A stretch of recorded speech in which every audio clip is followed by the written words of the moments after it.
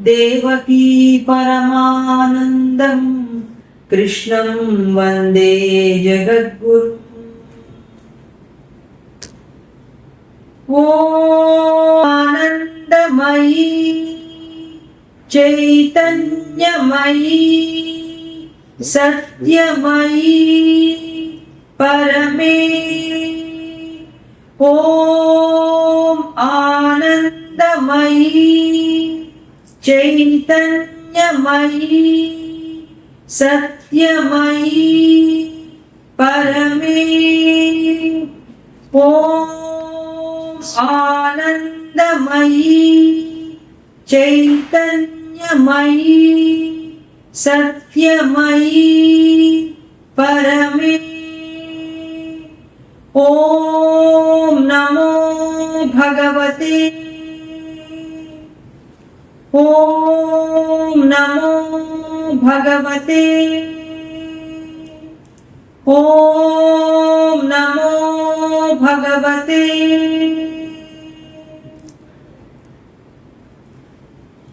అందరికీ నమస్కారం. అందరికీ దీపావళి శుభాకాంక్షలు. ఇవాళ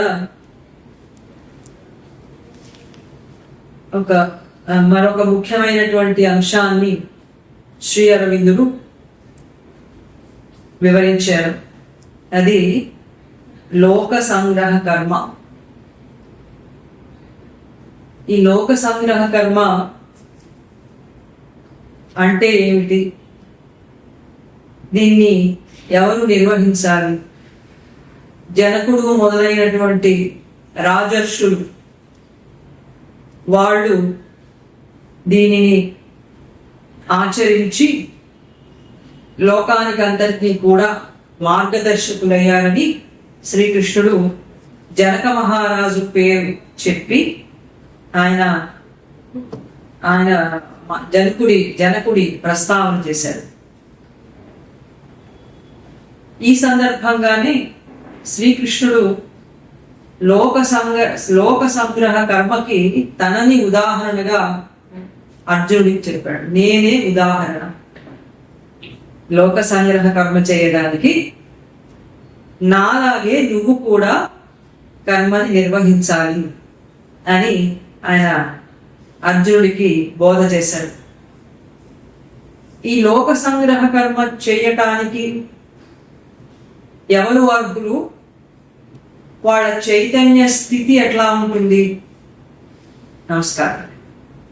అది చాలా వివరంగా శ్రీకృష్ణుడు చెప్పిన దాన్ని శ్రీ అరవిందుడు ఎస్సేస్ ఆన్ ద గీతాలో చాలా స్పష్టంగా వివరంగా శ్రీకృష్ణుడి హృదయాన్నంతటిని ఆయన ఆవిష్కరించారు.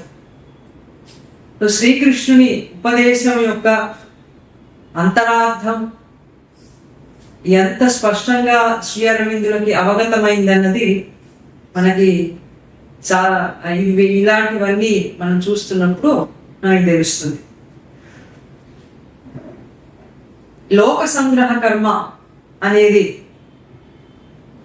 చెప్తున్నప్పుడు అందులో 3వ అధ్యాయంలో 7 శ్లోకాలు వరుసగా శ్రీ అరవిందులు ఈ 7 శ్లోకాలని ప్రస్తావన చేసి ఈ 7 శ్లోకాలలో ఉన్నటువంటి గాంభీర్యం, తర్వాత గీత చెప్తున్నటువంటి దివ్య కర్మలు చేయడానికి కావలసిన తాత్వికమైన ఆధారం అంతా ఈ 7 శ్లోకాల్లో ఉంది. ఇంత గంభీరమైనటువంటి శ్లోకాలు గీతలో కొన్ని తక్కువగానే ఉన్నాయి అన్నాడు. తక్కువగా ఉన్నాయంటే మిగతావన్నీ ఎందుకు కొరగానే అని అర్థం కాదు.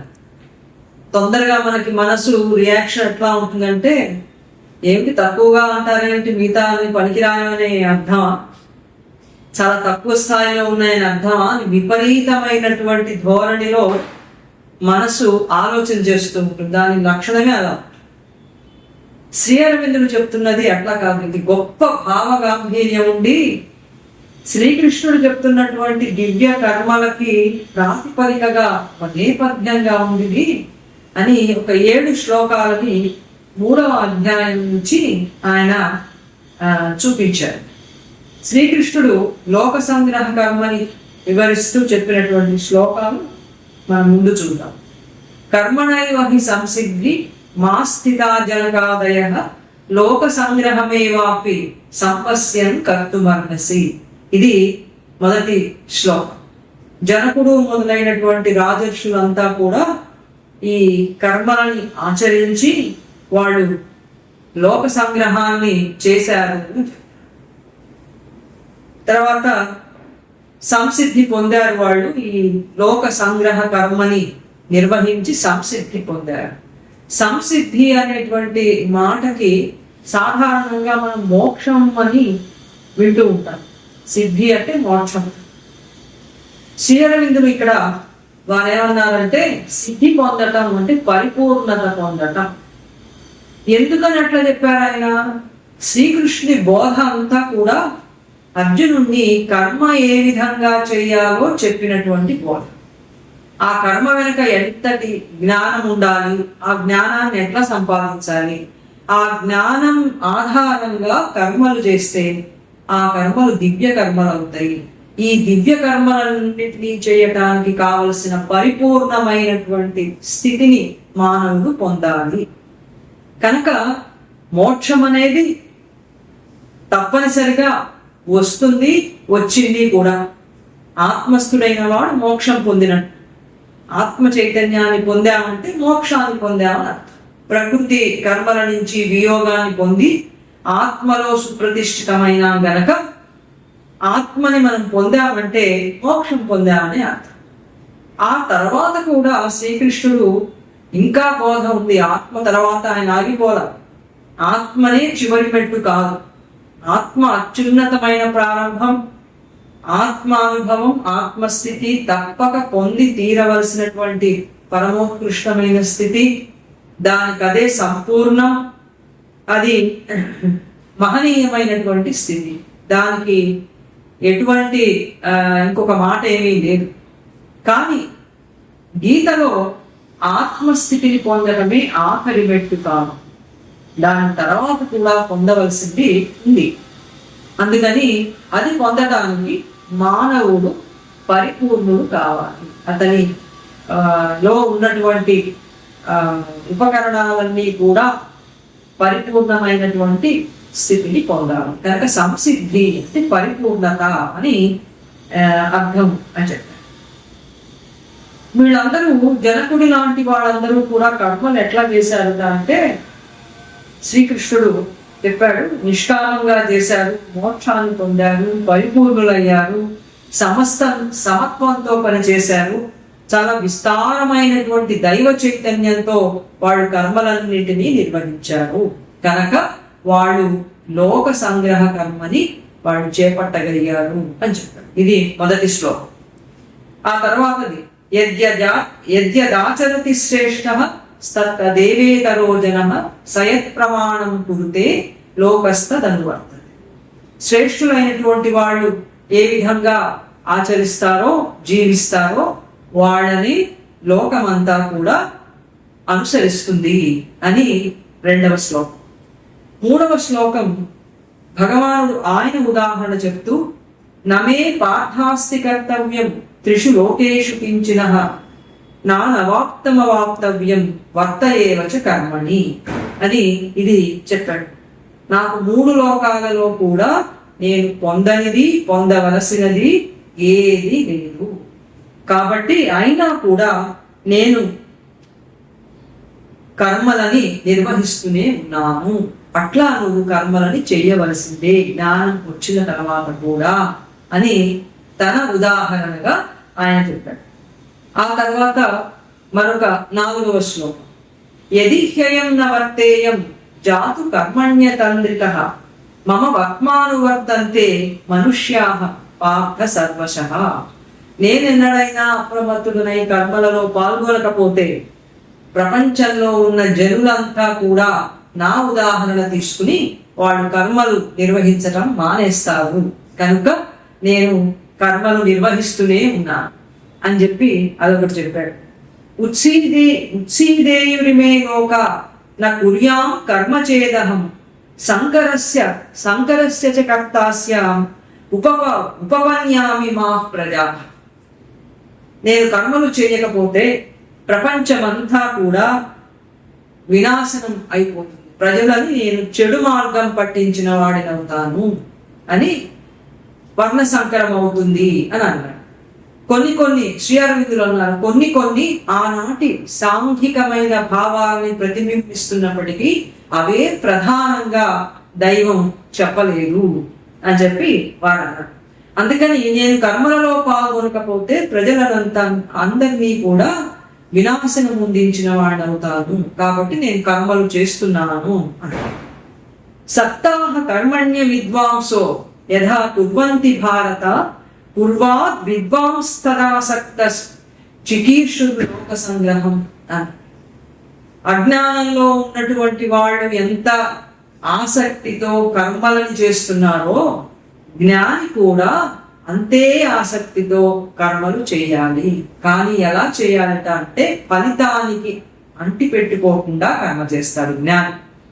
మామూలు చైతన్యంలో ఉన్న వాళ్ళమందరం కూడా మనం ఫలితాలని ఆశించి పనులు చేస్తాం. ఇది సామాన్య చైతన్య పరిస్థితి. జ్ఞాని కూడా మనం చేస్తున్నట్టే అన్ని కర్మలు చేయాలట, కానీ అసక్తుడై లోక సంగ్రహం కోసం చేయాలి. ఇక్కడ కూడా మళ్ళీ రెండవసారి లోక సంగ్రహం మానొచ్చు. ఇంకొకటి చివరిది, నా బుద్ధి భేదం జనయేత్ అజ్ఞానం కర్మ సంగిణాం జోషయేత్ సర్వకర్మాణి విద్వాన్యుక్త సమాచరన్. అజ్ఞానంలో ఉండి కర్మలలో తగులుకున్నటువంటి అజ్ఞానులని వాళ్ళని బుద్ధి భేదం చేయకూడదు అని చెప్పాడు. అదేంటో మనం వివరంగా చూస్తాం. జ్ఞాని అయిన వాడు తన జ్ఞానంతో కర్మలు చేసేటువంటి సాధారణ చైతన్యంలో ఉండేవాళ్ళని వాళ్ళకి బుద్ధి భేదం చేయకూడదు, కర్మలని చెయ్యకుండా ఉండేటట్టు చేయకూడదు. తను జ్ఞానం సంపాదించానని చెప్పి అట్లా చెయ్యకూడదు. తను జ్ఞానంలో ఉంటూ కర్మలు చేస్తూ ప్రజలతో మానవులతో కూడా చేయించాలి అని చెప్పి ఈ 7 శ్లోకాలని శ్రీ అరవిందులు కోట్ చేసి దీంట్లో భగవానుడు చెప్పినటువంటి లోక సంగ్రహ కర్మ ఎట్లా ఉంది, ఎందుకు చేయమన్నాడు, దాని నుంచి ప్రపంచంలో ఉండే మానవులంతా కూడా ఏ విధమైన కర్మ చేయాలి అని చెప్పి ఆయన వివరిస్తున్నారు. ఈ లోక సంగ్రహ కర్మని మన ప్రాచీన వ్యాఖ్యానాలలో మనం చూసినట్లయితే లోకులు పెడదారి పట్టకుండా నివారించటం అనే అర్థంలో శ్రీకృష్ణుడు వాడాడు లోక సంగ్రహ కర్మ. లోకులందరినీ పెడదారి పట్టకుండా అని. పెడదారి అంటే పెడదారి పట్టకుండా అంటే ఏమిటి అర్థం అంటే వాళ్ళు చేసేటువంటి మామూలు కర్మలు ఉన్నాయి కదా, నిత్య నైమిత్తిక కర్మలన్నీ, వర్ణాశ్రమ కర్మలన్నీ, ఇవన్నీ యథాతథంగా వాళ్ళు చేస్తూ పోతూ ఉంటేనే మోక్షం వరకు వాళ్ళు పెడతారు అనేది మన ప్రాచీన వ్యాఖ్యానాల యొక్క భావం. ఇది వాళ్ళు చెప్పిన వ్యాఖ్యానం. లోక సంగ్రహ కర్మకి మనకి పెద్దగా వివరణలు కనపడవు. శ్రీ అరవిందులు మాత్రమే దీనికి శ్రీకృష్ణుడి యొక్క హృదయాన్ని ఆయన చెప్పాడు. ఇక ఆధునిక వ్యాఖ్యానాలు అవి ఎట్లా వ్యాఖ్యానం చేస్తాయి. లోక కళ్యాణం అని అర్థం, లోక సంగ్రహం. లోక సంగ్రహం అంటే శ్రీకృష్ణుడు ఏం చెప్తున్నాడంటే లోక కళ్యాణార్థం కర్మలు చేయని చెప్తున్నాడు, అట్లాంటి పనులు చేయమని చెప్తున్నాడు. అట్లాంటి పనులు అంటే ఏంటివన్నీ, ఎలాంటివి? సంఘానికి పనికొచ్చేవి, సాంఘిక సంక్షేమ కార్యక్రమాలు, పరోపకార ధర్మాలు, దేశ సేవ, సంఘ సేవ, ఇలాంటివన్నీ కూడా చెయ్యమని ఆయన ఉద్దేశం అని చెప్పి వాళ్ళు ఆ రకంగా చెప్పారు. అంటే వైజ్ఞానికంగా, నైతికంగా, ఉద్రేకపూర్వకంగా ఈ అనుభవంతో ఇవన్నీ కూడా మనం చెయ్యాలి ఈ కర్మలన్నీ అని ఆధునికుడు అట్లా వ్యాఖ్యానం చేశారు లోక కళ్యాణం. శ్రీ అరవిందులు దానికి ఏం చెప్పారంటే ఆధునికుల చూపు ఎంతసేపు కూడా ఆచరణాత్మక విధానాల మీదనే. వాడు ఏ చైతన్యంలో ఉన్నారో ఆ చైతన్యం నుంచే వాడు ఆలోచించి ఇలాంటి పనులన్నీ కూడా మీ ఆదర్శవంతమైనటువంటి మనసుకు తోచిన ఆదర్శవంతమైన పనులు చేయటం అనేది వాళ్ళు ఆ విధంగా వ్యాఖ్యానం చేసి శ్రీకృష్ణుడు చెప్పినటువంటి లోక సంగ్రహ కర్మల గురించి చెప్పిన ఈ 7 శ్లోకాలకి కూడా ఒక తాత్విక మత సమర్థనని వాడు చూపిస్తారు. మేమనుకున్న లోక కళ్యాణాలే శ్రీకృష్ణుడు కూడా చెప్తున్నాడు అని వాళ్ళు అనుకున్నటువంటి దానికి వాళ్ళు ఒక ఊహలు, ఒక గొప్ప స్వప్నం ప్రపంచం గురించి వాళ్ళు ఏం కలగంటున్నారో, ఎలాగ పథకాలు ఉంటే బాగుంటాయి అనుకుంటున్నారు. పథకాలు అంటే గవర్నమెంట్ ఇచ్చే పథకాలు ఇవే మనకి వినపడుతున్నాయి ఏళ్ల నుంచి. పథకం అని అంటే ఏ విధంగా వర్తించాలని, ఇట్లా ఉంటే బాగుంటుంది, ఇట్లా ఉంటే బాగుంటుంది అనుకుంటామే పథకం. ఈ పథకాలు, స్వప్నాలు, వాడు కలలు అంటున్నవి అవన్నీ కూడా ఈ 7 శ్లోకాలు చూపించి ఇవే చెప్తున్నాడు శ్రీకృష్ణుడు అని చెప్పి వాళ్ళు అట్లా వ్యాఖ్యానం చేశారు. శ్రీ అరవిందులు అన్నారు, నో మోర్ అంటే వాళ్ళ ఆధునికుల యొక్క ఆలోచన ఎట్లా ఉందో చెప్తున్నారు. No more than a philosophical and religious justification of social service, patriotic, cosmopolitan and humanitarian effort and attachment to the 100 eager social schemes and dreams which attract the modern interest. అవే వాళ్ళు చెప్తున్నారు. ఇప్పుడు మనం అనుకున్నారు. అయితే ఆయన ఏమన్నారంటే, గీత నైతిక పరమైన లేకపోతే ఇంటలెక్చువల్ వైజ్ఞానిక పరమైన, మనం బుద్ధితో ఆలోచించినప్పుడు ఇవి బాగుంటాయి, ఇలా చేస్తే బాగుంటాయి అని అనిపిస్తూ ఉంటుందిగా. సంఘంలో ఈ కర్మలు ఇలాంటి పనులు చేస్తే బాగుంటాయి, అంతా సుఖశాంతులతో సంఘం బాగుంటుంది అని అటువంటి విధానాలతో ఆలోచించటం, ఇటువంటివి గీత ప్రతిపాదన చేయటం లేదు. నైతికంగాని, వైజ్ఞానికంగాని, పరోపకార ధర్మంగాని గీత ప్రతిపాదన చేయటం లేదు. అంటే ఇవి గొప్పవి కావా? చాలా గొప్పవి. మనం సాధారణ మానవ చైతన్యంలో ఉన్నప్పుడు ఈ చైతన్యం నుంచి ఆ తర్వాత దశకి తీసుకెళ్ళటానికి తప్పనిసరిగా ఈ సంఘ సేవ, దేశ సేవ ఇలాంటివన్నీ కూడా మనం చేయాల్సిందే. ఎప్పుడు చేస్తామవి?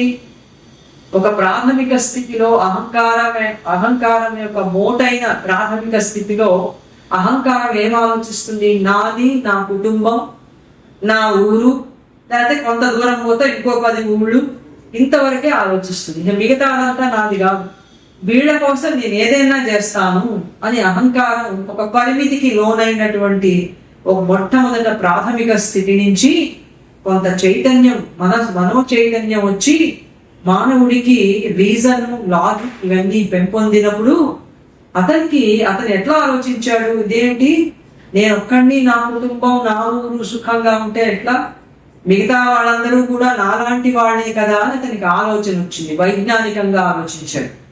ఆ తర్వాత నైతిక పరమైనటువంటి ఆలోచన ఒకటి వచ్చింది. ఏమిటి, నాది సుఖం, అవతల వాళ్ళకి అదే సుఖం కదా, వాళ్ళకి ఏది కష్టమో నాకు అదే కష్టం కదా, అందుకని నాకు ఏది బాగుంటే అవతల వాళ్ళకి అదే బాగుంటుంది కనుక అలాంటి పనులే చేయాలి అని నైతికంగా ఆలోచించాడు.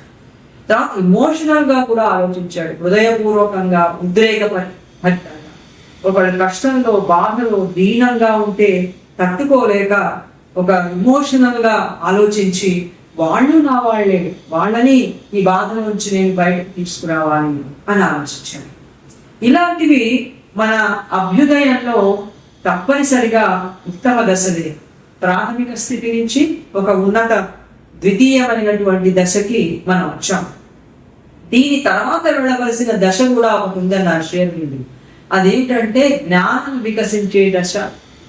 జ్ఞానం వికసించే దశ. ఇప్పుడు మనం అనుకుంటున్నవన్నీ కూడా ఆలోచిస్తున్న విధంగా పరిపూర్ణంగా మనం అవతల వాళ్ళతో ఏకం కాదు.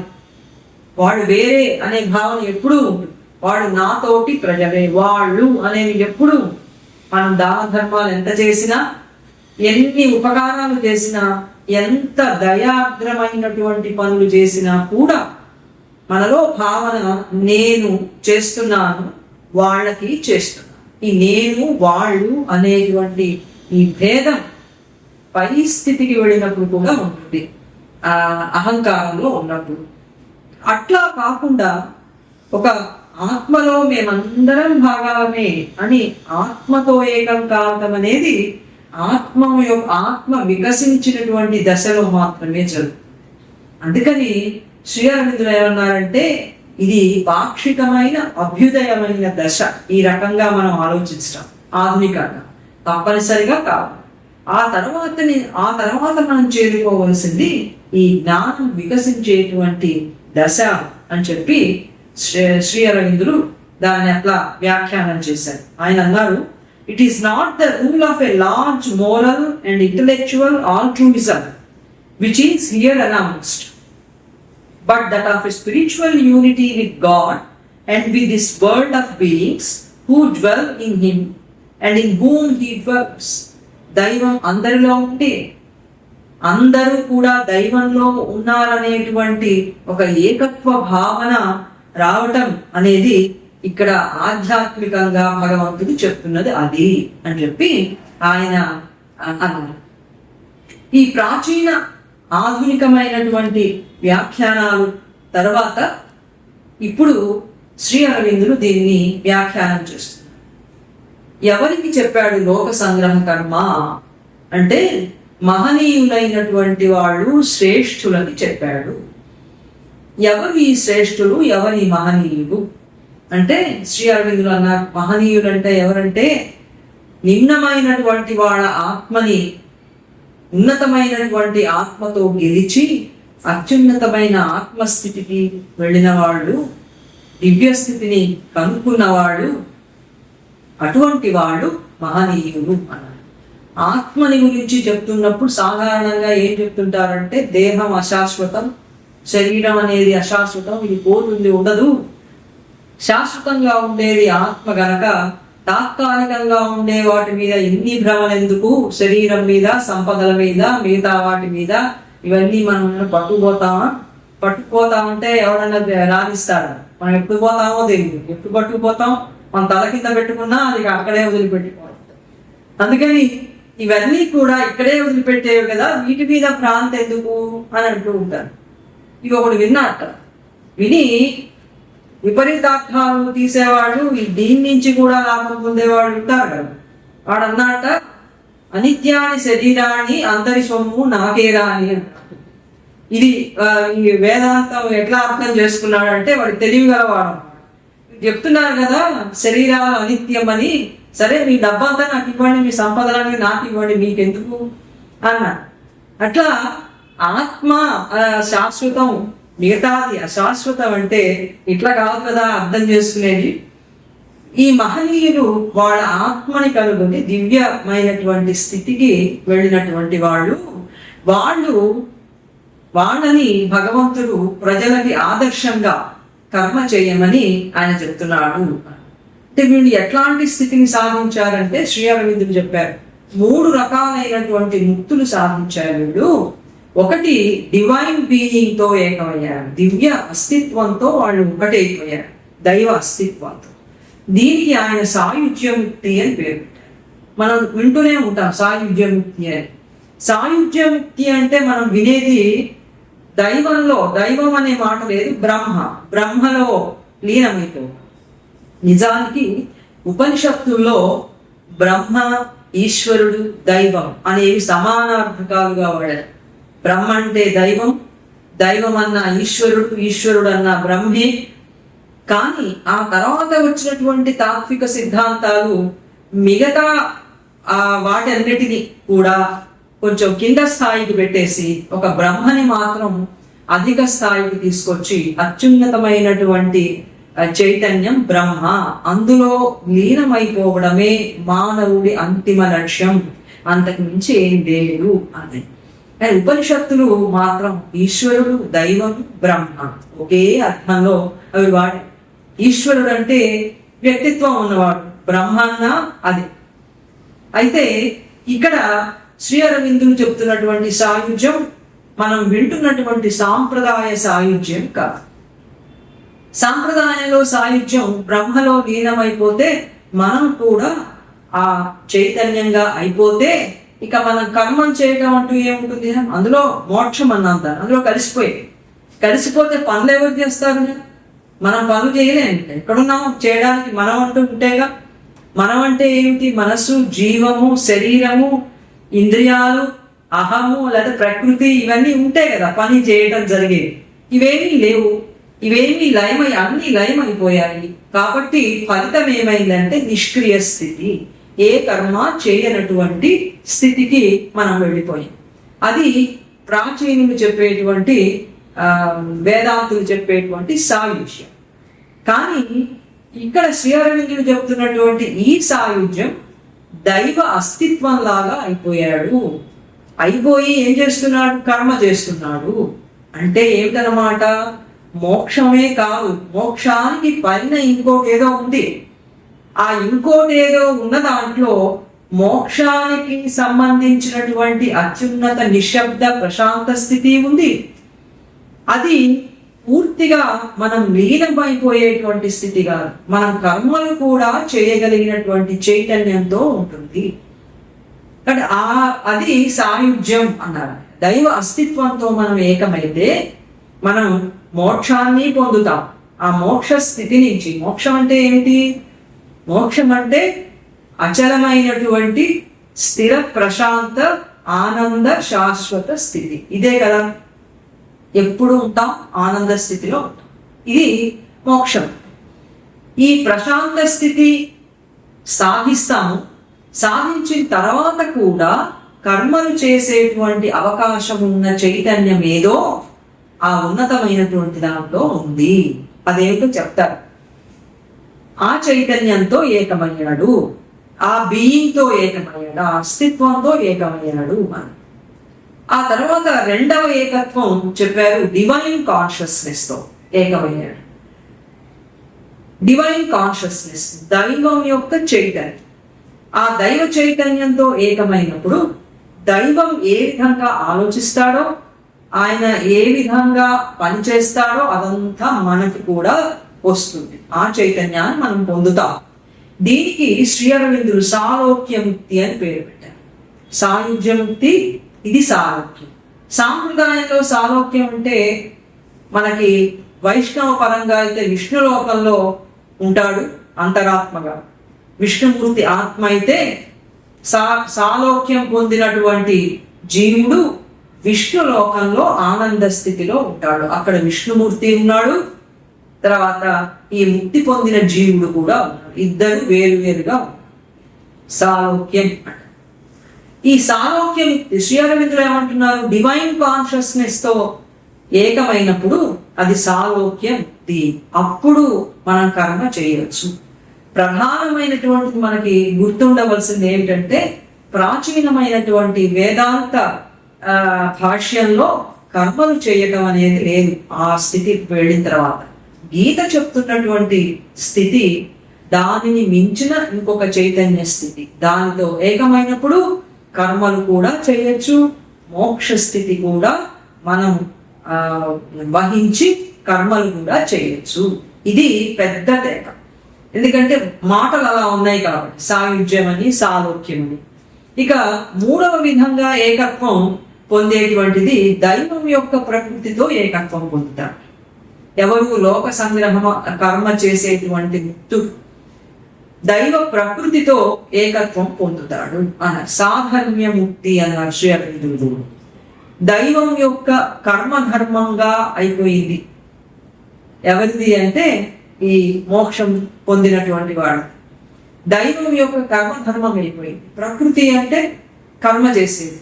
దైవం యొక్క ప్రకృతి శ్రీకృష్ణుడు చెప్పాడుగా, నా ప్రకృతి వేరే, నాది పరాప్రకృతి అని. ప్రపంచ జీవులందరిది అపరాప్రకృతి, నాది పరాప్రకృతి. నా ప్రకృతిని అధిష్ఠించి నేను దానిని వహించి నా అంతట నేనే జన్మిస్తున్నాను. ప్రకృతిని స్వామ అధిష్టాయ సంభవామ ఆత్మమాయ. ప్రకృతిని నేను వశం చేసుకుని, ప్రకృతి ఈయన మీద ఏమి ప్రభావం చూపించట, ఈయనే ప్రకృతి మీద ఆధిపత్యం వహించి నేను జన్మలు తీసుకుంటున్నాను. కనుక నా ప్రకృతి పరాప్రకృతి, నా జన్మ దివ్య జన్మ, నేను చేస్తున్నటువంటి కర్మ దివ్య కర్మ అని. దివ్య జన్మ, దివ్య కర్మ, దివ్య ప్రకృతి, ఇవి శ్రీకృష్ణుడు భగవద్గీతలో మనకు చెప్పాడు. కనుక దైవం యొక్క ప్రకృతిని కనుక మనం చేరుకున్నట్లయితే మనం కర్మ చేయొచ్చు ప్రపంచంలో. అంటే ప్రపంచంలో ఉంటూ కూడా మనం మోక్ష స్థితిని సాధించవచ్చు, దైవ చైతన్యాన్ని వహించవచ్చు, దైవ కర్మల్ని మనం చేయొచ్చు అని చెప్పి అర్థం అన్నమాట. అందుకని ఇప్పుడు ఈ మహనీయుడు ఎవరు? లోక సంగ్రహ కర్మని చేపడుతున్నటువంటి శ్రేష్ఠుడు అని భగవానుడు చెప్తున్నటువంటి వాడు. ఆయన ఈ 3 రకాలైనటువంటి ఏకత్వాన్ని పొందినటువంటి వాడు అని శ్రీకృష్ణుడు చెప్తున్నాడు. ఇప్పుడు అంతటి ముక్తి పొందినటువంటి వాడికి కర్మ చేయాల్సిన అవసరం ఉందా? పని చేయాల్సిన అవసరం ఉందా? ఏ పనినైనా ఏం అవసరం లేదు. ఆయన ఇష్టం, స్వేచ్ఛ ఉంది. నేను నిష్క్రియంగా ఉంటాను ఉండొచ్చు, లేదు నేను దైవ ఇచ్ఛను అనుసరించి ఆయన చేపట్టమన్న కర్మని చేస్తూ ఆయనకు ఉపకరణంగా ఉంటాను, అట్లా ఉండొచ్చు. శ్రీకృష్ణుడికి ఇందులో ఏది ముఖ్యము, ఏది ఆయన నొక్కి చెప్తున్నాడు చెయ్యమని అంటే కర్మ చేయమని చెప్తున్నాడు. కర్మ చేయవలసిందే. కర్మ చేసేవాడు నాకు ప్రియుడు, కర్మ చేయని వాడు నాకు కాదు అని అర్థం. మళ్ళీ అది ఆయన స్వేచ్ఛ. కానీ ప్రియుడు ఎవరు అంటే కర్మ చేసేవాడు, నా కర్మని ఈ ప్రపంచంలో నిర్వహించేవాడు. ఇప్పుడు లోక సంగ్రహ కర్మ అంటే అది ఒకటి. ఈ లోక సంగ్రహ కర్మ అంటే శ్రీ అరవిందులు చెప్పారు, లోకం అంతా కూడా ఒక సుదూరమైనటువంటి దైవాదర్శం వైపుగా పురోగమిస్తోంది అని తెలుసుకోవాలి. అందరా లోకమంతా ఎటుపోతోంది? మనకి ఇప్పుడు చూస్తుంటే సంక్షోభంలో పడిపోతుంది. కొన్ని యుగాల తర్వాత ప్రళయం వస్తుంది, మళ్ళీ ఆ తర్వాత సృష్టి అవుతుందేమో తెలియదు, ఆ సృష్టి ఎట్లా ఉంటుందో అంతకంటే తెలియదు. ఇవన్నీ కూడా మనకి వచ్చేటువంటి భావం. భాగవతంలో మనకి చెప్పినట్టుగా ఒక పరి జగముల వెలినిడి, ఒక పరి లోపలికి కొనుచు ఉభయము గనుచు సకలార్థ సాక్షియగు అయి అకలంకుని ఆత్మమూలు అర్థింతుమది. ఆయన నుంచి ఒకసారి సృష్టి బయటకు వస్తుంది, వచ్చిందంతా ఆయన లోపలికి తీసేసుకుంటాడు. ఆ బయటకు వస్తున్న దాన్ని, లోపల తీసుకుంటున్న దాన్ని కూడా చూడగలిగినటువంటి చైతన్యంగా కూడా ఆయన. అది ఎట్లా సాధ్యం అంటే భగవంతుడికి అది కూడా సాధ్యమే. అటువంటి చైతన్యం, ఆ చైతన్యాన్ని పురుషోత్తమ చైతన్యం అని గీత ప్రస్తావన చేసింది. ఇప్పుడు ఈ లోకమంతా కూడా ఎటుపోతోంది? ఒక సుదూరమైనటువంటి దైవాదర్శం వైపుగా ఈ లోకమంతా వెళుతోంది. ఆ దైవాదర్శం ప్రపంచంలోకి రావడానికి, దాన్ని మనం చేరుకోవడానికి ఇంకా చాలా కాలం పడుతుంది, యుగాలు పడుతుంది. ఆ యుగాలు తర్వాత వచ్చేటువంటి దైవాదర్శం ఒకటి ఉంది. ఆ దైవాదర్శం వైపుగా లోకమంతా పురోగమిస్తోంది, ఇది వెళుతోంది అని ముందు మనకి తెలియాలి. అట్లా ఆ భవిష్యత్తును మనం చూడగలగాలి అన్నది. ఇలాంటి దైవాదర్శం వైపు ప్రపంచం వెళుతున్నప్పుడు ఈ పురోగమనం జరిగే మార్గంలో, ఎందుకని చాలా దూరం ఉంది, ప్రపంచంలో జరుగుతున్నవన్నీ అజ్ఞానంలో జరుగుతున్నటువంటి పనులు కాబట్టి ఇంత దూరం వెళ్ళవలసి వచ్చినప్పుడు ఈ మార్గంలో ఒక్కొక్కసారి ప్రజలకి విభ్రమం కలగచ్చు. విభ్రమం అంటే ఏమిటో తెలియని స్థితి, బివిల్డర్మెంట్. ఒక దిగ్భ్రాంతికరమైనటువంటి ఆశ్చర్య స్థితి కలుగుతుంది. ఎటుపోతోంది ప్రపంచం, ఏమవుతోంది అని ఒక విభ్రమం కలుగుతుంది. అలాగే ప్రపంచంలో జరుగుతున్న వాటన్నింటినీ చూసి ఒక గందరగోళంలో పడిపోతాడు, కన్ఫ్యూజన్ వస్తుంది. ఆ తర్వాత అవగాహన ఒకటి సంపూర్ణంగా ఉంటాడు. అది ఎట్లాగంటే అట్టర్ డిస్కార్ అన్నది. ఈ ప్రపంచం ముందుకు వెళ్తోంది అన్నటువంటి అవగాహన పూర్తిగా విశ్వాసం కలిగేటట్లుగా ఉండదు ఈ మార్గంలో. కానీ నిజానికి ప్రపంచం అంతా ఎటుపోతోంది అంటే దైవం యొక్క ఆదర్శం వైపు పురోగమిస్తోంది, అది వెళుతోంది. కానీ మనకి ఎందుకు ఇది ఇట్లా కనపడుతుంది, అవి ఎందుకు ఈ విభ్రమం కలిగి, కన్ఫ్యూజన్ కలిగి, గందరగోళం అంతా అప్పుడప్పుడు ఎందుకు కలుగుతుంది అంటే, ప్రపంచ పురోగమనం ఎలా ఉంటుంది అంటే స్ట్రైట్ లైన్ లో ఉండదు అన్న, సరళ రేఖలాగా స్ట్రైట్ లైన్ లో పోదు. ఇక్కడి నుంచి అక్కడికి స్ట్రైట్ గా పోదు, ఒడిదుడుకులతో ఎగుడు దిగుడులుగా పోతుంది. ఒకసారి చక్కగా జ్ఞానం ఉంటుంది, మరొకసారి ఆ జ్ఞానం పూర్తిగా కింద పడిపోయి అజ్ఞానంలో కూరుకుపోతుంది. అలాంటప్పుడు ఈ ప్రపంచం ఎటువైపు పోతుంది అని అనిపిస్తుంది. ఎందుకని ప్రపంచ పురోగమనం ముందుకు పోవటం అనేది ఇది సరళ రేఖలో పోదు, ఇది ఒడిదుడుకులతో పోతూ ఉంటుంది. అందుకని ఈ ప్రపంచం అంతా కూడా అప్పుడప్పుడు విలయానికి, వినాశనానికి లోనయ్యే ప్రమాదం ఉంది అన్నాడు. డిజల్యూషన్ అండ్ డిస్ట్రక్షన్, అటువంటి ప్రమాదం జరుగుతుంది. అట్లాంటి ప్రమాదం జరగకుండా ప్రపంచ పురోగమనాన్ని అంతా కూడా అది ఏ మార్గంలో వెళ్ళాలో ఆ మార్గంలో పట్టి నిలిపి తీసుకొచ్చి మళ్ళీ ఆ మార్గంలో అది వెళ్ళేటట్లుగా చేయటం అనేది లోక సంగ్రహం అని శ్రీకృష్ణుడి ఉద్దేశం అని శ్రీ అరవిందుడు చెప్పారు. సంగ్రహం అనే మాట పట్టుకోవడం అని మనకి ఉందిగా, సంగ్రహించటం అది మనం వేరే అర్థంలో వాడతాం. వాడిని సంగ్రహించాడు, వీడిని సంగ్రహించాడు అని తెలియకుండా తీసుకెళ్లే దాన్ని చూసి మనం ఆ మాట వాడతాము. సంగ్రహం అంటే ఉంచుకోవడం, పట్టడం అంటాం. లోక సంగ్రహం, లోకాన్ని పట్టి ఉంచి ఈ మార్గంలో మళ్ళీ పురోగమన మార్గంలోకి వెళ్ళేటట్లుగా ప్రజలందరినీ కూడా, మానవులందరినీ కూడా ఆ మార్గంలో పట్టి ఉంచటాన్ని శ్రీకృష్ణుడు లోక సంగ్రహం అన్నాడు అని చెప్పి శ్రీ అరవిందుడు ఎస్ఎస్ ఆన్ ద గీతాలో ఆయన రాశాడు.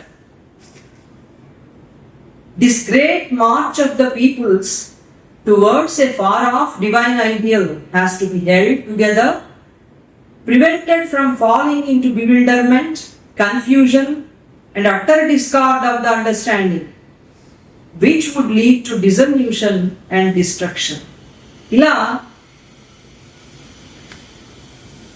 ప్రపంచ పురోగమనాన్ని దారి తప్పకుండా సరి అయిన దారిలో పెట్టి దాన్ని నడిపించేటువంటి వాళ్ళని శ్రేష్ఠుడు అని శ్రీకృష్ణుడు ఆయన చెప్తున్నాడు. లోక సంగ్రహమేవాపి సంపశ్యని కర్తుమర్హసి అని చెప్పి జనకుడి లాంటి వాళ్ళంతా కూడా ఇలాగా వాళ్ళు ఉన్నారు. వాళ్ళంతా కూడా ఎలాంటి వాళ్ళు? శ్రేష్ఠులు అంటే ఎవరు? శ్రేష్ఠులు అంటే ఎలీట్ అని అంటారు. సంఘంలో ఉన్నతులైనటువంటి వాళ్ళని మనం ఎలీట్ అంటుంటాం. చాలా గొప్ప స్థాయిలో ఉన్నవాళ్ళు, మేధాపూర్వకంగా కానీ ఇతరత్రా కానీ చాలా ఉన్నతమైనటువంటి స్థితిలో ఉన్న వాళ్ళని మనం ఎలీట్ అని అంటూ ఉంటాం. కానీ శ్రీకృష్ణుడు చెప్తున్నటువంటిది సంఘంలో ఉన్నతులుగా ఉన్న వాళ్ళని గురించి కాదు. ఇందాక మనం చెప్పుకున్నటువంటి సాయుధ్య, సాలోక్య, సాధర్మ్య ముక్తిని సాధించినటువంటి మహనీయులు వాళ్ళు ఈ లోక సంగ్రహాన్ని నడిపేవాళ్ళు అని చెప్తున్నారు అని అన్నారు. ఇలా అయితే ఏం నడుపుతారు? ఎలీట్ ఏం నడుపుతారు? వాళ్ళేం నడుపుతారు? వాళ్ళు మేధాశక్తితో గొప్ప వాళ్ళైనా కానీ వాళ్ళేం నడుపుతారు? ఏం నడపదు. నోబెల్ ప్రైజ్ ఎలా వస్తున్నాయి? ఎవడా నోబెల్ ఏం చేసి సంపాదించాడు? బాంబులు తయారు చేసి సంపాదించి ప్రపంచ శాంతికి మిగతా వాటికి ఇవ్వమన్నాడు తన పేరు మీద ఆ నోబెల్ ప్రైజ్. కానీ అతను చేసినటువంటి ఆ బాంబుతో ఎంత వినయం, ఎంత వినాశనం జరుగుతుంది. అతను పెద్ద వ్యాపారవేత్తే, మరి బాంబులు తయారు చేశాడు. దేశాలన్నిటికీ ఆయన పేటెంట్లు బోలెడు ఉన్నాయి. పేటెంట్స్ తను చేసిన వాటన్నిటికీ పేటెంట్స్ తీసుకున్నాడు. తన పేరు మీద ఈ శాంతి బహుమతి అని ఇవన్నీ చూస్తాం. నోబెల్ ప్రైజ్ రకరకాల కళారంగాలను ఇవన్నీ ఇవ్వడం.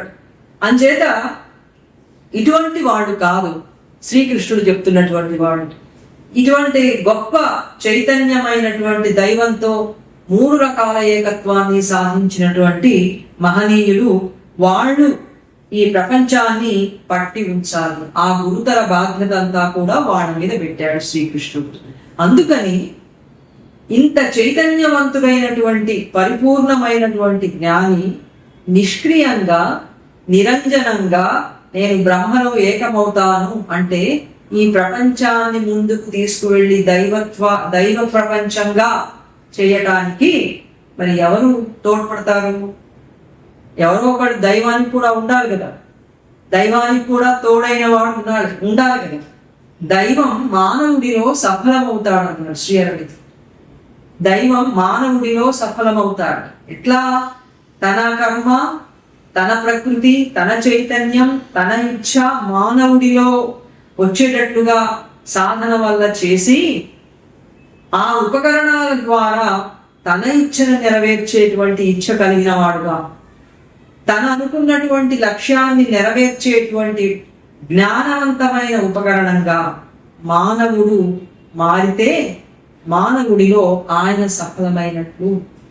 అందుకని మానవుడిలో సఫలమవడానికే దైవం ప్రయత్నం అని శ్రీ అరవిందులు ఎస్ఎస్ ఆన్ ద గీతాలో ఆయన అంటారు. ఇప్పుడు ఈ లోక సంగ్రహాన్ని చేయడానికి ఎవరు అర్హులు? పరిపూర్ణమైన జ్ఞాని అర్హుడు. దానికి ఉదాహరణగా తన ఉదాహరణనే శ్రీకృష్ణుడు చెప్పాడు. నమే పార్థాస్తి కర్తవ్యం త్రిషు లోకేషు కించిన నా నవాప్తమవాప్తవ్యం వర్తయేవచ కర్మణి అని మొట్టమొదట ఈ మాట చెప్పాడు. అర్జున, నాకు 3 లోకాలలో నేను పొందాల్సింది లేదు, పొందనిది కూడా లేదు. అయినా కూడా నేను కర్మలో పాల్గొంటున్నాను. నువ్వు కూడా ఇట్లాగే కర్మ చేయాలి. ఎందుకు చెప్పాడు అర్జునుడికి? మనకు తెలుసు. మొట్టమొదట అధ్యాయంలో అర్జున విషాద యోగంలో ఆయన ఆ పూర్తిగా సన్యసించడానికి సిద్ధపడిపోయాడు. భిక్షాటనైనా చేస్తాను కానీ ఘోర కర్మ నేను చెయ్యను అని కర్మకి ఆయన పూర్తిగా విముఖుడైపోయి నేను సన్యాసాన్నైనా స్వీకరిస్తాను అన్నట్లుగా ఆయన మాట్లాడాడు. అందుకని ఇప్పుడు ఆయనకి అర్జునుడికి శ్రీకృష్ణుడు చెప్తున్నాడు, నమే పార్థాస్తి కర్తవ్యం త్రిషు లోకేషు కించిన నా నవాప్తమవాప్తవ్యం వర్తయేవచ కర్మణి అని చెప్పి నీ పద్ధతి కూడా నీ కర్మ భావన కూడా నాలాగే ఉండాలి. ఏదో ఒక ఫలితం వస్తుంది కదా అని చేయటం, ఈ ఫలితం రాదు కదా అని మానేయరు. అందరికీ శ్రేయస్సు కలగదు కదా యుద్ధం వలన అని ఆయనకి భావన కలిగినప్పుడు నేను యుద్ధం చెయ్యలేను అని ఆయన అన్నాడు. అందుకని నేను ఏ విధంగా కర్మ చేస్తున్నానో, నాకు ఏది అవసరం లేకపోయినా నేను అన్నింటికంటే పైన ఉన్న ప్రపంచంలోనూ పనిచేస్తున్నా. ప్రపంచ చైతన్యానికంటే నేను పైన ఉన్నాను. ప్రకృతి ద్వారా పనిచేస్తున్నా, ప్రకృతిని మించి నేను ఉన్నాను. కనుక నాలాగానే నువ్వు కూడా కర్మ చెయ్యాలి ప్రపంచంలో అని చెప్పి ఆయన అని, నేను దైవాన్నైన నేనే ఈ ప్రపంచం యొక్క నియమాన్ని, ఈ ప్రపంచానికి ప్రమాణాన్ని కూడా నేనే గమ్యాన్ని, ప్రపంచం అంతా చేరుకోవాల్సింది నేనే మార్గాన్ని అన్న. ఇది కూడా మనం విన్నట్టే అనిపిస్తుంది. నన్ను చేరుకోమన్నాడు కదా, ఆయనలో కలిసిపోవడం మోక్షం పొందటమే కదా అనిపిస్తుంది. కానీ పైన మనం అంతా చెప్పిన దాన్ని బట్టి మళ్ళీ మనం దీనికి అన్వయం చేసుకుంటే ఆయన ప్రమాణంతో ఆయన గమ్యంగా మనం ఆయన చైతన్యాన్ని పొంది ఆయన చేస్తున్నట్లుగా కర్మ చెయ్యి అని చెప్పి ఆయన ఉద్దేశం అని మనకి చాలా స్పష్టంగా తెలుస్తుంది. ఇప్పుడు ఆయన ఎట్లా పనిచేస్తున్నాడు? నేను చాలా విస్తారంగా కర్మ చేస్తున్నాను, విశ్వజనీనంగా కర్మ చేస్తున్నాను. నేను చేసేటువంటి కర్మ అందరికీ కనిపించేది కాదు అన్నాడు. ఎందుకని? ఆయన ప్రకృతి ద్వారా పనిచేస్తున్నాడు. ప్రకృతి ద్వారా పనిచేస్తున్నప్పుడు ప్రకృతే పనిచేస్తుందనే భావన ఉంది. కానీ ప్రకృతికి దైవం ఈశ్వరుడు ఆయన అనుమతితో ప్రకృతి పనిచేస్తుంది అనేటువంటి భావన అది కలగడం అనేది, తెలుసుకోవడం అనేది చాలా కష్టం. తర్వాత ఈ మనుష్యులంతా కూడా నేను కర్మలు చేసే విధానాన్నంతా యథార్థంగా తెలుసుకోలేరు అన్నాడు. నేను పనిచేసే పద్ధతి వాళ్ళకి అసలు అర్థం కాదు. ఏమిటి కృష్ణుడు ఇట్లా పని చేస్తాడు, ఇలాగలా చేయాలి అని మనం కూడా సలహాలు చెప్పబుద్ధి చేస్తుంది. కృష్ణుడు కనపడితే ఇదేంటయ్యా ఇట్లా చేసావు, ఇలాగలా చేయాలి.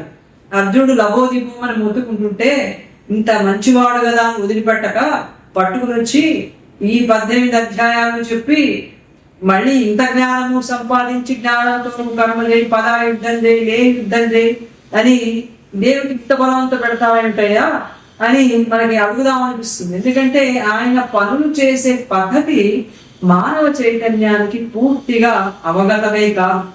మన కురుక్షేత్రంలో కూడా అభిమన్యుడు చనిపోయినప్పుడు మనకి వెంటనే అనిపిస్తుంది, కృష్ణుడే కలిగిపోయినాడు, మీరు ఏం చేస్తున్నాడు, ఈయన పాండవుల పక్షాన ఉన్నానంటాడు, ఓ పక్కన అట్లాంటి 16 ఏళ్ల పిల్లవాడు అంత అన్యాయంగా చచ్చిపోతుంటే. ఎందుకంటే మానవ మనసుకి న్యాయం తెలియదు, అన్యాయం తెలియదు.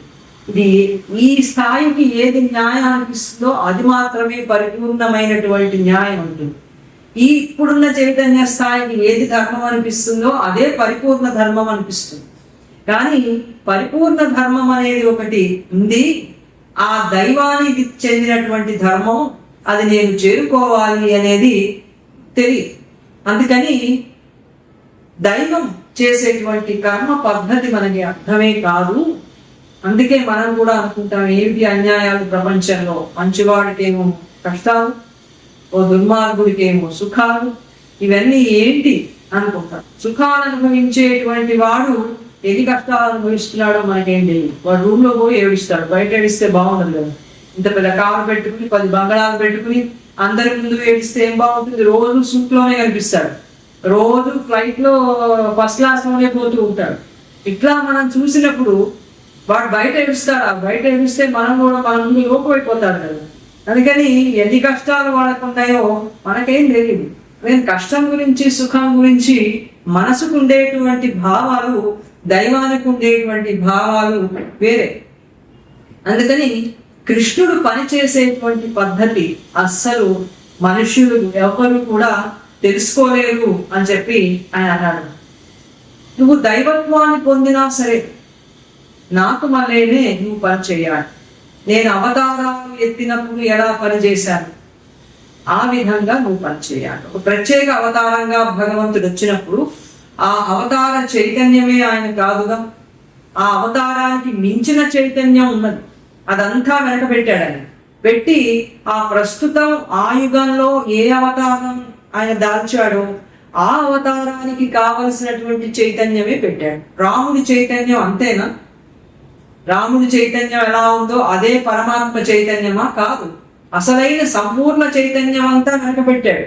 ఎంత కావాలో ఇప్పుడు అంత మాత్రమే ప్రపంచం ముందుకు తీసుకొచ్చాడు. అది ఆయన హ్యూమిలిటీకి పెద్ద గుర్తు. అందుకే దైవం అని ఆయన మనం అన్నాం. ఆయన మట్టిగడ్డ కాగలడు, క్రిమికీటకం కాగలడు, గొప్ప అవతార పురుషుడు కాగలడు. అందుకని నిన్ను దైవం అని మేము గుర్తించాం. మన శ్రీ అరవిందులు గాడ్ అని ఒక చిన్న కవిత ఆయన రాశారు. క్రిమి అవుతావు, మట్టిగడ్డ అవుతావు, ఈ హ్యూమిలిటీ, ఈ విధేయత వల్లే నువ్వు దైవము అని మేము గుర్తుపట్టాం ప్రభు అని ఆయన శ్రీ అరవిందులు రాస్తారు. అట్లాగా ఎంత జ్ఞానివైనా కూడా అవతారంగా నేను వచ్చినప్పుడు ఎంత పరిమిత చైతన్యంతో నేను వ్యవహరిస్తూ లోకంలో ప్రవర్తిస్తున్నాను, ఎంత గొప్ప జ్ఞాని అయినా ఆ జ్ఞానం అంతా అందరి మీద రుద్దుతా అని ఎప్పుడు అనకూడదు అని ఆయన చెప్పాడు. తర్వాత ఎలా పని చేయాలట అంటే జ్ఞాని భగవంతుడికి ఒక శక్తిగా పనిచేయాలి. భగవంతుడి శక్తిగా, భగవంతుడి ఇచ్ఛ, ఆయన లక్ష్యం ఎలా ఉన్నాయో దానిని నెరవేర్చే విధంగా పనిచేయాలి. కానీ తన జ్ఞానాధిక్య స్థితినంతా కూడా ఆ ప్రపంచం మీద రుద్దకూడదు, అంటే ప్రపంచం మీద దాంతో వ్యవహరించకూడదు అని. ఎందుకని అట్లా చేయకూడదో తర్వాత శ్రీ అరవిందుడు నా బుద్ధిభేదం జనయేత్ అజ్ఞానం కర్మ సంగిణ జోషయేత్ సర్వ కర్మాణి విద్యాయుక్త సమాచరం అని. జ్ఞాని తన జ్ఞానంతో యోగంలో కర్మలు చేయాలి. చాలా క్లిష్టమైనటువంటి అవగాహన కనబడుతుంది. జ్ఞాని ఎట్లా పనిచేయాలంటే జ్ఞానం వచ్చిన తర్వాత ఎలా పనిచేయాలి అంటే యోగంలో కర్మ చేస్తూ సర్వకర్మలని మానవులతో చేయించాలి. చేయించడం అంటే చాలా సరదాగా ఉంటుంది, చేయడం అంటే కష్టంగా ఉంటుంది. మీరు ఈ పని చేయించండి వాళ్ళతో అంటే అందరం ముందుకెళ్ళారు, నేను నేను నేను అని మాయాబజార్లో చూపించారు. ఆ నగలు అవన్నీ పెడితే నాకు నాకు నాకు అని అందరూ పరిగెత్తారే. అలా చేయించటం అంటే అది ఆధిపత్యం ఏమో, నేను చెయ్యక్కర్లేదేమో అని ఇప్పుడున్న ప్రస్తుత మానవ చైతన్యం అనుకుంటుంది. కానీ అది కాదు అర్థం. యోగంలో ఉంటుంది. జ్ఞాని కర్మ చేస్తూ యోగంలో ఉండి ఆయన పని చేస్తూ ఉంటే అది చూసి మిగతా మానవులంతా ఆయనలాగా పనిచేస్తారు అని అర్థం. కానీ ఈయన ప్రతి ఇంటికి పోయి నేను యోగా చేశాను, మీరు చేయండి, చేశారా లేదా, ఎన్ని మార్కులు, ఏమిటి షీట్లు, ఇట్లా కాదు, ఇట్లా ఉండదు. అందుకని యోగంలో కర్మ చేయడం ఏమిటో వెనకటి ప్రసంగంలో శ్రీ అరవిందులు మనకి చెప్పారు. ఇంద్రియాణి మనసా నియమ్యారభతే అర్జున కర్మేంద్రియై అని చెప్పి మనసుతో ఇంద్రియాలన్నింటినీ కూడా నియమించి, అది బుద్ధియోగం. మనసుతో ఇంద్రియాలను నియమించడం అనేది ఎట్లాగో సమత్వంతో నిష్కామంతో ఇదంతా ఎట్లా నియమించాలో అది బుద్ధియోగం చెప్పాడు మొదటి లైన్లో. రెండవ లైన్లో ఈ కర్మేంద్రియాలతో మొత్తం కూడా నిష్కామంగా అసక్తంగా కర్మ చేయాలి అని చెప్పాడు. అసక్తం అంటే మనకి ఇప్పటికే అర్థమైంది. అసక్తం అంటే ఫలితానికి కట్టుబడకుండా, ఫలితాన్ని ఆశించకుండా చేసే నిష్కామ కర్మ అసక్తము అని చెప్పాడు. అందుకని ముందు బుద్ధియోగం, సమత్వం, ఇలాంటివన్నీ సాధించటం, ఆత్మస్థితిని సాధించటం, దాని ఆధారంగా మనం కర్మలు చేయటం అనేది యోగంలో కర్మలు చేయటం. అందుకని జ్ఞాని యోగంలో ఉంటూ పనులు చేస్తూ ఉంటే దాన్ని చూసి మిగతా ప్రపంచం అంతా కూడా ఆయనని అనుసరించి కర్మ చేస్తుంది అని చెప్పారు. జ్ఞానం పొందాక జ్ఞాని తన జ్ఞానాధిక్య స్థితిని ప్రపంచం మీద చూపించకూడదు అంట. ప్రపంచం మీద చూపించడం అంటే అర్థం ఏమిటంటే జ్ఞానం వచ్చిన తర్వాత పనులని సన్యసించడం అనేది జ్ఞానం ఫలితం అని మనం విన్నాం. జ్ఞానం పొందిన సన్యాసి ఏం చేస్తాడు? నిష్క్రియంగా ఉంటాడు, ఏ పనులు నిర్వహించడు, ఆత్మలో ఆనందిస్తూ. రమణ మహర్షి ఉన్నారు, ఆయన ఏం పనులు చేయలేదుగా. ఆయన ఆశ్రమం అంటే తర్వాత వాడు కట్టారు, ఆయన వెతుక్కుంటూ పోయారు. ఇదొకటి ప్రపంచానికి పెద్ద లక్షణం. ఎవరైనా ఒక మహాజ్ఞానం ఉన్నాడంటే ఆయన్ని పట్టి పీకేదాకా మనం వదలమన్నమాట. ఎందుకంటే ఆయన వల్ల మనకేదో ప్రాపంచికమైనటువంటి లాభం వస్తుంది, అది పోగొట్టుకుంటామని పోకపోతే అని చెప్పి పరుగులు తీస్తూ ఉంటాం. నా దగ్గరికి రాకండో, మీరెవరో తెలుసుకోండి అంటే ఓహో అంటే ఏమిటో చెప్పండి, వదిలిపెట్టాము. అందుకని జ్ఞాని అయిన వాడికి ఫలితం ఏమిటి అంటే నిష్క్రియం, ప్రశాంత స్థితితో ఆత్మతో రమిస్తూ ఏ కర్మలు చేయకుండా ఉండడం అనేది జ్ఞానానికి ఫలితం అని మనం అనుభవం ద్వారా చూసాం. అయితే ఇప్పుడు జ్ఞాని ఆ స్థితి పొందినప్పటికీ కూడా ఇప్పుడు ఆయన ప్రపంచం కర్మలన్నిటినీ కూడా నిరాకరించకూడదు. నిరాకరిస్తే ఏం జరుగుతుంది?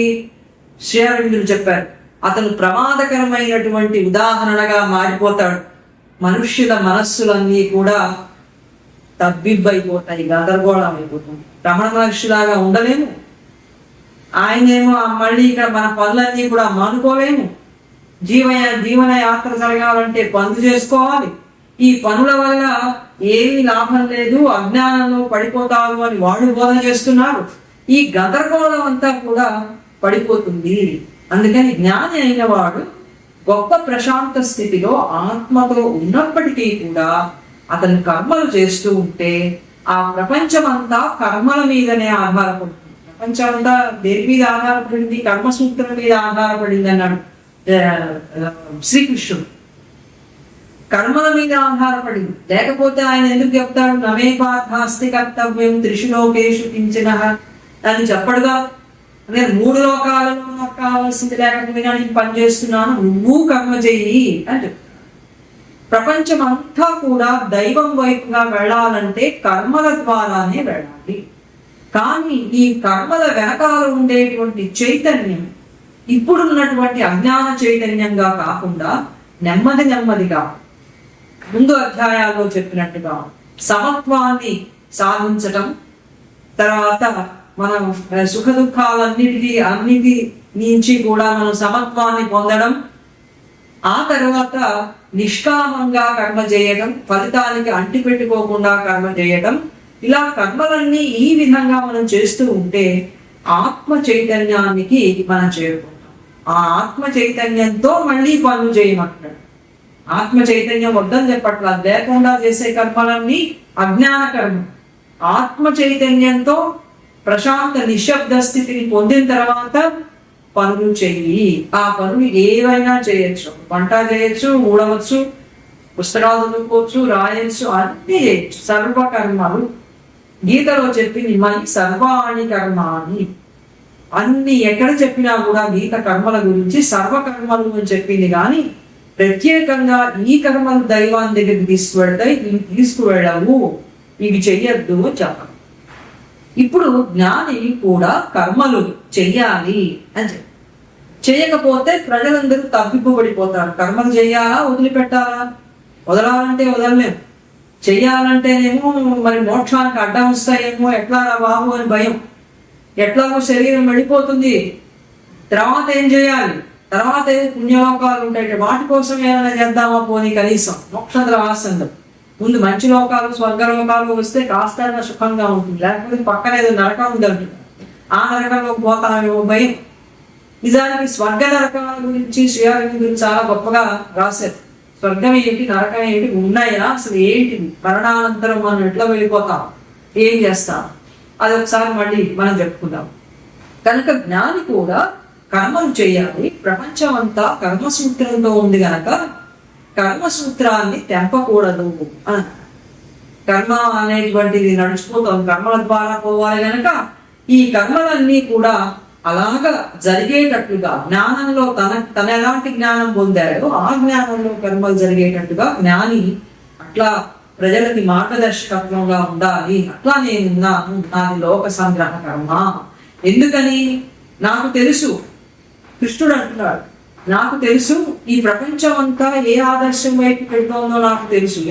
ఎందుకంటే ఆయనే దైవం, ఆయనే ప్రమాణం, ఆయనే నియమం గనక ఈ లోకాన్నంతా కూడా అత్యున్నతమైనటువంటి చైతన్యం వైపు తీసుకువెళ్తున్నానేనని ఆయనకు తెలుసు. మనకేమో తెలియదు. కనుక తెలియక గందరగోళంలో పడిపోయి ఆ మార్గాల నుంచి పక్కదారి పట్టకుండా శ్రేష్ఠులైనటువంటి వాళ్ళు ఈ లోకాన్ని సంగ్రహించి మళ్ళీ మార్గంలో పెట్టాలి అని చెప్పి ఆయన అంటున్నాడు. ఇప్పుడు ఈ కర్మ సూత్రాన్ని, కర్మ దశలని అన్నిటినీ కూడా నేనే నియమించాను. మనకి పురుష చైతన్యం అని ఒకటి ఉన్నది. క్షర పురుష చైతన్యం, అక్షర పురుష చైతన్యం, పురుషోత్తమ చైతన్యం, 3 చైతన్య స్థాయిలు ఉన్నాయి. క్షర పురుషుడు అంటే ఇప్పుడు మనం ఉన్నటువంటి స్థితి. ప్రకృతిలో మన అంతరాత్మ నిమగ్నమైపోయి ప్రకృతి చేసే పనులనే ఇవన్నీ నేనే చేస్తున్నాను అని తనెవరో తనకు తెలియకుండా ప్రకృతిలో మునిగిపోయినటువంటి స్థితి క్షర పురుష స్థితి. అంతరాత్మని క్షర పురుషుడు అంటే. ఇందులో నుంచి బయటకు వచ్చి ఆత్మగా అంతరాత్మ తనని తాను తెలుసుకున్నప్పుడు అప్పుడు ప్రకృతితో ఏకం కాకుండా ప్రకృతి పనులు చేస్తోంది, నేను కాదు అని ప్రకృతి చేసే పనులని సాక్షి మాత్రంగా ఉదాసీనంగా అనుమతిస్తూ చూస్తూ తనలో తాను రమించేటువంటి స్థితి అక్షర పురుషుడు అని అంటారు. ఈ రెండూ కూడా తనలోనే ఉండి ఈ 2 చైతన్య స్థితులకి పై చైతన్యంగా ఉంటూ ఉన్నటువంటి అత్యున్నతమైనటువంటి చైతన్యం 3వది గీత చెప్పింది పురుషోత్తమ స్థితి అని. పురుషోత్తమ స్థితి, ఆ పురుషోత్తమ చైతన్యంలో క్షరుడు అక్షరుడు కూడా ఉంటారు. కానీ ఈ చైతన్యాలకి ఆ పురుషోత్తమ చైతన్యం కట్టుబడి ఉంటారు. పైన ఉండి తన ప్రకృతి, దివ్య ప్రకృతితో సమస్త ప్రపంచాన్ని కూడా నడుపుతుంది. అందుకని ఈ క్షర పురుష స్థితిలో కర్మలు జరగడం, తర్వాత ఆత్మస్థితిగా అంతరాత్మ తెలుసుకుని అట్లా వ్యవహరించడం. ఆ తర్వాత పురుషోత్తమ చైతన్యానికి వెళ్ళి అక్కడి నుంచి కర్మలన్నింటినీ యోగంలో దివ్య కర్మలుగా చేయటం, ఇవన్నీ కూడా శ్రీకృష్ణుడు ఏర్పాటు చేసినటువంటి శ్రేణులు, కర్మ సూత్రం, కర్మలో ఇవన్నీ దశలు అన్నారు శ్రీ అరవిందుడు. ఈ దశలు ఇలా జరగాలి. ఇప్పుడు జ్ఞాని ఇవన్నిటినీ కర్మల్ని వదిలేసినట్లయితే వాడు చాలా గందరగోళం అయిపోతుంది. ప్రజలందరూ కూడా, మానవులంతా కూడా ఈ దశల వారీగానే నడవాలి. ఉన్నట్టుండి నేను పురుషోత్తమ చైతన్యంలోకి పోతా, అక్కడ కూర్చోబెట్టండి, అక్కడ పోవాలంటే ఏం చేయాలి, ఇవన్నీ పనికిరావు. ఎందుకంటే మనం చైతన్యవంతులమైతేనే దైవం యొక్క కర్మని నెరవేర్చేటువంటి దివ్య కర్మ మానవులుగా మనం తయారు కావాలి. కానీ మనం దివ్య జ్ఞాన చైతన్యంతో పోయి అక్కడ కూర్చుంటే దానివల్ల దైవానికి ఏమీ లాభం లేదు. అందుకని దశల వారీగా ఈ కర్మల ద్వారానే ప్రపంచం అంతా కూడా ముందుకు వెళ్ళేటువంటి ఈ సూత్రాన్ని శ్రీకృష్ణుడు ఏర్పాటు చేశాడు కనుక జ్ఞాని ఈ కర్మ సూత్రాన్ని భంగపరచకూడదు అని చెప్పి ఆయన అన్నాడు. భగవద్ జ్ఞానం కలిగినటువంటి వాడు ఏ కర్మని కూడా నాది కాదు అనుకోడు. ఇది ఒకటి చెప్పాడు. భగవద్ జ్ఞానాన్ని, ఆత్మ జ్ఞానం ఒకటి, భగవద్ జ్ఞానం ఒకటి, రెండు మాటలు ఉన్నాయి. ఆత్మ జ్ఞానం మనకు తెలిసిపోయింది. భగవద్ జ్ఞానం అంటే ఏంటి? భగవంతుడు అంటే ఎవరు అంటే ఆత్మ జ్ఞానాన్ని కలిగిన వాడు, ఆత్మ జ్ఞానానికంటే మించినటువంటి చైతన్యం కలవాడు భగవంతుడు. ఆత్మ నడపదు ప్రపంచాన్నంతటిని ఆత్మ నడుపుతుందా? ఆత్మ నిర్వికారం, నిరంజనం, శాశ్వతం. అది తనలో తను రమించేటువంటి చైతన్యం. ఆత్మ నడపకుండా ప్రపంచాన్ని నడిపేది భగవంతుడు. భగవంతుడు అంటే అత్యున్నతమైనటువంటి పురుషోత్తమ చైతన్యం. అక్షరం కంటే, ఆత్మ కంటే మించినటువంటి చైతన్యం. ఆత్మ చైతన్యము ఆయనదే.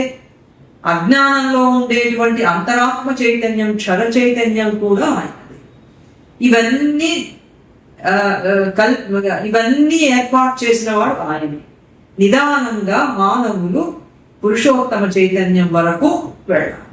కనుక భగవత్ జ్ఞానం కలిగినటువంటి వాడు ఏం చేస్తాడు? ఆత్మ జ్ఞానం కలిగినటువంటి వాడికి నిష్క్రియ స్థితి, ప్రశాంత స్థితి ఆనందదాయకమైతే, భగవత్ జ్ఞానం కలిగినటువంటి వాడికి అది పురుషోత్తమ చైతన్యం గనక, పురుషోత్తముడు కర్మలు నిర్వహిస్తాడు కాబట్టి ప్రపంచానంతటినీ నడుపుతాడు కనుక ఆ జ్ఞానం కలిగినటువంటి వాళ్ళు ఏ కర్మ నాది కాదు, సర్వ కర్మలు నావే, దైవేచ్ఛ ప్రకారం, దైవం యొక్క ఆకాంక్ష ప్రకారం నేను చేస్తాను అని చెప్పి అని అంటాడు.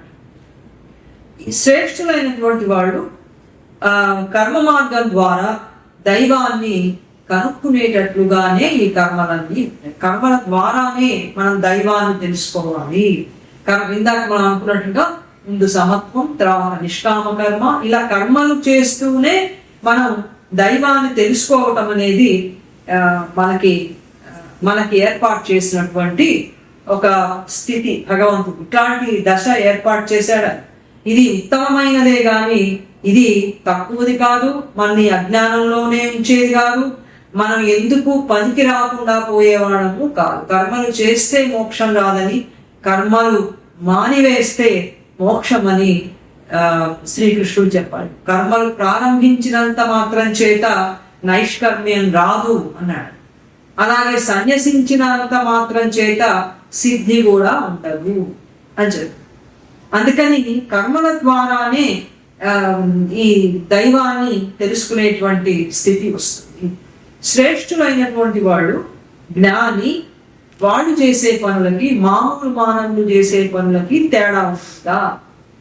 పనులలో తేడా ఏమి ఉండదు, దాని వెనక భావంలో తేడా. ఆయన ఆఫీస్కి వెళ్తాడు, మనము ఆఫీస్కి వెళ్తాం. ఆయన అవే ఫైల్స్ చూస్తాం, మనం అవే ఫైల్స్ చూస్తాం. ఆయనకి అదే ప్రమోషన్, మనకి అదే ప్రమోషన్. ఆయనకి అదే జీతం, మనకు అదే జీతం, అంతా ఒకటే. కానీ ఆయన చేసే పని వెనక భావం వేరుగా, ఆ భావన దైవం యొక్క లక్ష్యానికి అనుగుణంగా బయటకే కనిపించదు. మనకి భారతంలో ధర్మ వ్యాధుని కథ చెప్పారు కదా. మాంసం అమ్ముకుంటున్నటువంటి ధర్మ వ్యాధుల దగ్గరికి కౌశికుడు వెళ్ళి ధర్మాలు నేర్చుకున్నాడు. మరి ఆయన బాహ్యంలో ఆయన చేస్తున్న పని ఎట్లాంటిది? నైతికమైనటువంటి ఒక శిష్టుడైనటువంటి తపోనిష్ఠుడైనటువంటి వ్యక్తి వెళ్ళి అటువంటి కర్మ చేసే వ్యక్తి దగ్గర ధర్మాలు నేర్చుకున్నాడు. అంటే బాహ్య రూపం వేరే, దాని వెనక ఉన్నటువంటి భావన పూర్తిగా వేరే. అందుకని జ్ఞాని సామాన్యులలాగే మామూలు పనులు చేసినా కూడా దాని వెనక ఉండే భావానికి ఒక ప్రభావం ఇన్ఫ్లుయెన్స్ ఉంటుంది. వాడు ఏం చెప్పక్కర్లేదు, ఆ ఇన్ఫ్లుయెన్స్కి ఒక ఆకర్షణ ఉంటుంది. ఆ ప్రభావానికి, ఆ ఆకర్షణకి ప్రజలందరూ కూడా ఆయన ఏ విధంగా కర్మ చేస్తున్నాడో అటువంటి విధంగా ఆ జ్ఞాన చైతన్యం వైపుగా వాళ్ళు ఆకర్షితులై జ్ఞానాన్ని పొందటానికి వాళ్ళు ప్రయత్నం చేస్తారు. మౌన వ్యాఖ్యం ప్రకటిత పరబ్రహ్మతత్వం కదా దక్షిణామూర్తి. ఆయన ఏమి మాట్లాడు, చిన్ముద్రతో ఉంటాడు. ఆయనేమో యువకుడు, ఆయన దగ్గర ఉన్న శిష్యులేమో వృద్ధులు. కాబట్టి చిత్రం వటతరోన్మూలే వృద్ధా శిష్య గురుర్యువ అని చెప్పారు. గురువోస్తు మౌనం వ్యాఖ్యానం శిష్యాస్తు చిన్న సంశయన. ఈయనేమో యవ్వనంలో ఉన్నట్ట, శిష్యులంతా వృద్ధులుగా ఉన్నారు. ఈయనేం మాట్లాడటం లేదు. ఆ మౌనమే వ్యాఖ్యానంగా శిష్యుల సందేహాలన్నిటినీ కూడా పటాపంచలు చేశాయి అని చెప్పినట్లుగా జ్ఞాని ఏమీ చెప్పక్కర్లా. ఆయన పని వెనక ఉన్న భావనే గొప్ప ప్రభావం చూపించి ప్రజలందరినీ కూడా ఆయన ఎటువంటి చైతన్యం పొందాడో అటువంటి చైతన్యాన్ని పొందడానికి వీళ్ళని ఆకర్షించి వీళ్ళు ఆ విధంగానే నడుస్తారు. మనం ఎన్ని సెమినార్లు పెట్టినా, ఎన్ని పేపర్లు చదివినా, ఎంతగా స్పిరిచువల్ ట్రీట్స్ పెట్టినా ఒక్కళ్ళు కూడా ఉండదు. ఏదో ఆ టైంకి వచ్చి లంచ్ చేసి వెళ్ళిపోతాము, లేకపోతే మరీ బాగుండదు కాబట్టి కాసేపు ఉంటాము, తంటాలు పడాలి. కానీ జ్ఞాని ఏం తంటాలు పడక్కర్లా, ఏ మూలో ఎక్కడో ఉన్నా కూడా వెళ్ళిపోతారు. శ్రీ అరవిందులు పాండిచ్చేరిలో ఉంటే విదేశాల్లో ఉన్న వాళ్ళంతా ఆయన దగ్గరికి వెళ్ళిపోయారు. ఆయన పిలిచాడా? ఆయన ఏమీ పిలవాలి. మొట్టమొదటి 5 ఉండేవాడు. తర్వాత నెమ్మదిగా వాళ్ళే తెలుసుకొని వచ్చారు. అక్కడ అదొక పెద్ద జ్ఞానానికి నిలయం అయిపోయింది. తర్వాత మదర్ వచ్చారు, ఆమెను పిలిచారా శ్రీ అరవిందులు, ఏం పేరా? ఎలా తెలుస్తాయి ఇవి? అంతరంగాలు. ఒక అంతరంగం ఇంకొక అంతరంగాన్ని, జ్ఞానం ఉన్న అంతరంగాన్ని ఆకర్షిస్తుంది. వెతుక్కుంటూ ఆ జ్ఞానం వైపు వెళ్ళిపోతారు. అందుకని శ్రీకృష్ణుడు ఏం చెప్తున్నాడంటే, జ్ఞాని ఎప్పుడూ కూడా తన ఏ కర్మని కూడా వదిలిపెట్టకుండా కర్మలు చేస్తూ ఉంటే ఆయన ప్రభావం అందరి మీద ఉండి దివ్య చైతన్యం మీదుగా ఉన్నత చైతన్యం వైపుగా ప్రజలందరూ కూడా వెళ్ళడానికి అవకాశం ఉంది. కనుక లోక సంగ్రహ కర్మ ఈ విధంగా జరగాలి అని చెప్పి ఆయన అంటున్నారు. ఇంకా కొద్దిగా మనకి ఉంది, వచ్చే వారం పూర్తి చేసి ఆ తర్వాత అవతార తత్వం గురించి మనం చెప్పుకుంటాం. శ్రీకృష్ణుడి లోక సంగ్రహ కర్మ నేను ఎలా చేస్తున్నానో చూడు అని ఆయన అర్జునుడికి చెప్తూ, ఇటువంటి యోగంలో కర్మలు చేయటం అనేది నిజమైనటువంటి కర్మయోగం. ఇది చేయడానికే మానవుడు పుట్టింది అని చెప్పి ఆయన చెప్తున్నాడు. దీని ముగింపు మనం వచ్చే వారం చూద్దాం.